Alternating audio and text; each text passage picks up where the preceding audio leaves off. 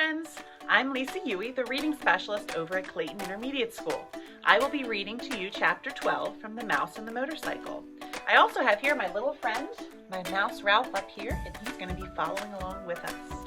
Here we go. An Errand of Mercy. Owls, thought Ralph, as he clung to the Virginia creeper and filled his lungs with the cool night air that was such a relief after the stuffy drinking glass. I've always wanted to climb down this vine and explore the ground floor, he reminded himself grimly. And now I have to. Ralph had never before been outdoors beneath the moon and the stars. He felt small and frightened and alone. Slowly, paw over paw, he worked his way along the shoots and tendrils. An owl uncomfortably close in a pine tree hooted, and Ralph huddled, shivering in the shadow of a leaf, aware that he was losing precious seconds. A night wind rattled the windows, and the owl glided off across the parking lot. Ralph inched his way down the vine. It was a long, winding route full of detours to the ground floor window, which, to Ralph's relief, was open. Upon reaching the sill, Ralph leaped to the floor of the room, in which 3 young men of a college age were sleeping, 2 in beds and 1 in a sleeping bag on the floor. An aspirin! I must find an aspirin, thought Ralph, darting under the bed. He bumped into a dust mouse, which startled him, but he did not find an aspirin. He was in such a hurry he ran right over the man in a sleeping bag, instead of taking the time to go around. There under the dresser, gleaming in a shaft of moonlight, he saw a round, white pill. He went closer. Yes, it really was an aspirin tablet. At last! Ralph was positive it was an aspirin and not some other pill, because it had letters stamped on it. Ralph could not read the letters, but he knew they stood for an aspirin. He had been warned about them often enough. Now all Ralph had to do was figure out how to get the pill upstairs to room 215. Telling himself that in spite of all that had happened that night, it could not be much past 1 o'clock in the morning. Ralph half pushed and half rolled the aspirin tablet around the man in the sleeping bag to the door. He shoved it under the door and with great difficulty squeezed under himself.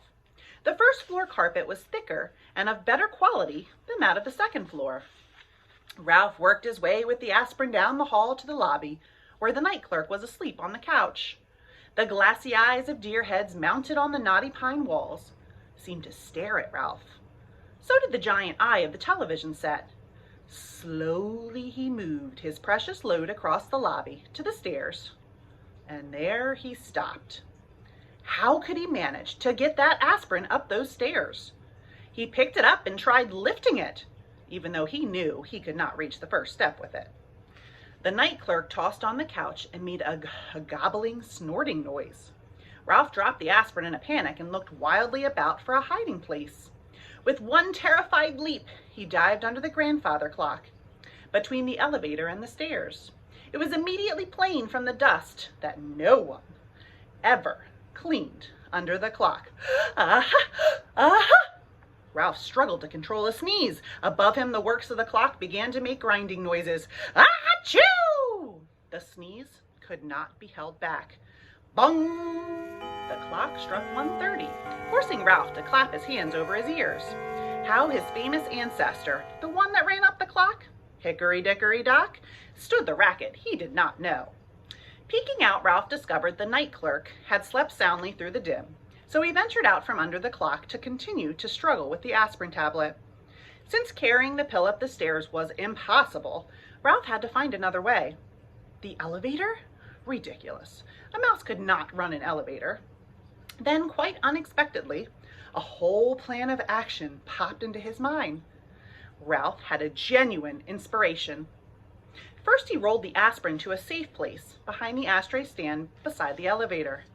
Then, empty-pawed, he climbed the stairs to the second floor and ran down the hall to room 215, where he squeezed under the door.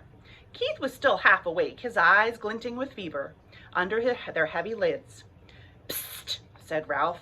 "I found an aspirin for you." "Hmm?" murmured Keith. "An aspirin tablet. I found an aspirin." "Where is it?" Keith was more awake now. "Down on the first floor." "Oh." Keith was obviously disappointed. "Now wait," said Ralph. "I can get it up here, but I've got to have some help. You'll have to let me take your sports car." "You're too young," mumbled Keith. "I am not." And it was true that Ralph felt very much older than he had when he lost the motorcycle. "Come on, you need that aspirin, don't you?"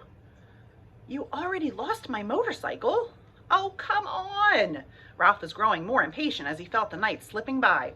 "If you won't let me take the sports car, will you let me take the ambulance?" "I guess so." Keith did not feel equal to arguing with a determined mouse.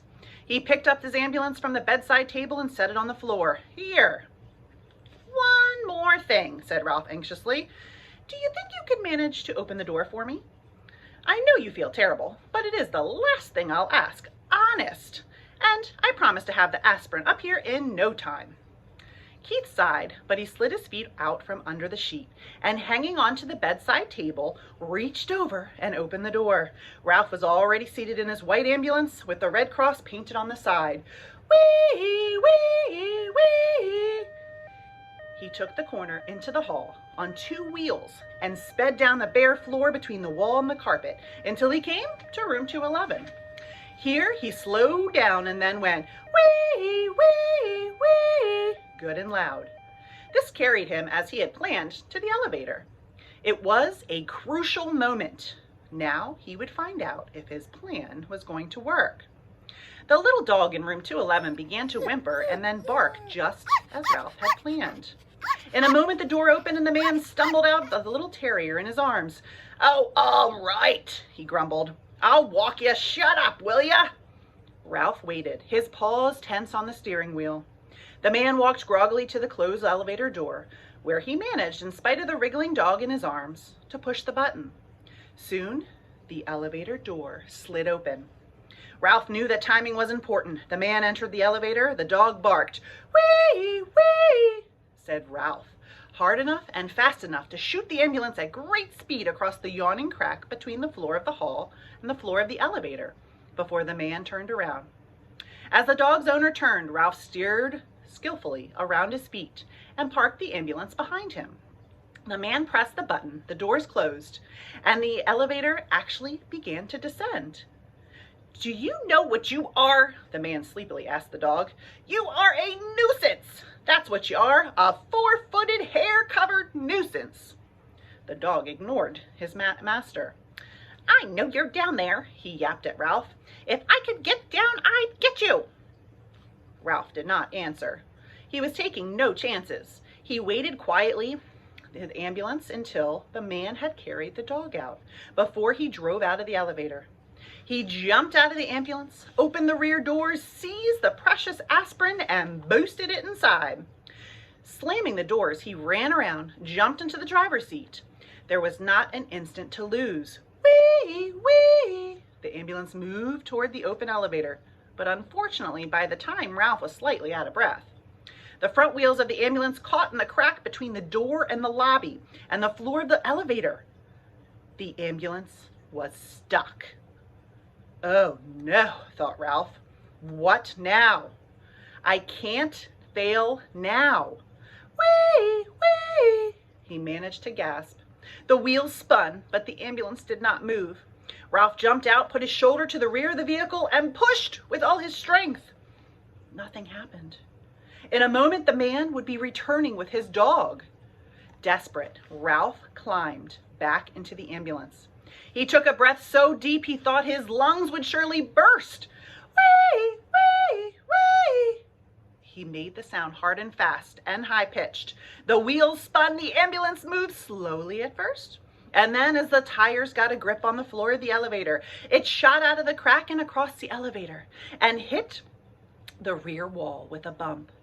Ralph collapsed over the steering wheel, limp with relief, just as the man came back through the lobby with his dog. "I guess some boy lost his toy ambulance," muttered the man, more awake now, as he stepped in and pressed the button. "Toy," thought Ralph indignantly. "This ambulance is carrying medical supplies to the sick." "Boy, my foot," yapped the terrier. "It's that dastardly mouse. Let me down and I'll get him." Ralph did not try to answer. He was saving all his breath now to get the ambulance across that crack once more. The man slapped the dog lightly on the nose and said, "Be quiet. I took you outside, didn't I?" Fortunately, the elevator door stayed open behind the man as he walked out, so Ralph had no trouble driving the ambulance out and down the hall to room 215. The door had blown shut, but he did not care. He jumped out of the ambulance and ran around to the back, where he unloaded the aspirin, shoved it under the bedroom door, and squeezed under after it. "Hey, Keith, I got it!" Ralph was filled with triumph. "I brought you an aspirin!"